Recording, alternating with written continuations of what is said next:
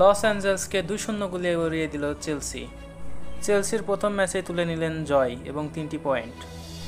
শুরু থেকেই লস অ্যাঞ্জেলসকে নাকানি চোবানি খেয়ে একের পর এক অ্যাটাক করতেছিলেন চেলসিকে যেন কোনোভাবে আটকাতে পারছিলেন না লস অ্যাঞ্জেলসের ফুটবলাররা।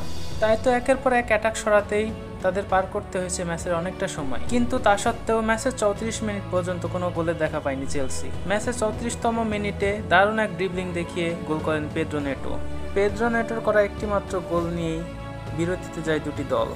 বিরতির পরে ম্যাচ শুরু হলে কামব্যাক করার চেষ্টা করেন লস অ্যাঞ্জেলস, কিন্তু তাতে কোনো সুবিধা করতে পারেননি তারা। একের পর এক অ্যাটাক রুখে দিচ্ছিলেন চেলসি।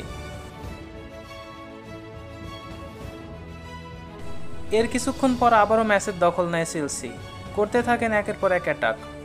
ম্যাচের তখন 79তম মিনিট, লিয়াম ডিলাপের বাড়ানো বলে গোল করেন এনজো ফার্নান্ডেজ। লিড হয়ে যায় দ্বিগুণ। কিছুক্ষণ পর লস অ্যাঞ্জেলসের প্লেয়ার সুযোগ পেয়ে যায় একটি গোল করার, কিন্তু সেই সুযোগও হাতছাড়া হয়ে যায় লস অ্যাঞ্জেলসের। ফলে 2-0 গোলেই হার নিয়ে তাদের ফিরতে হয় ড্রেসিং রুমে।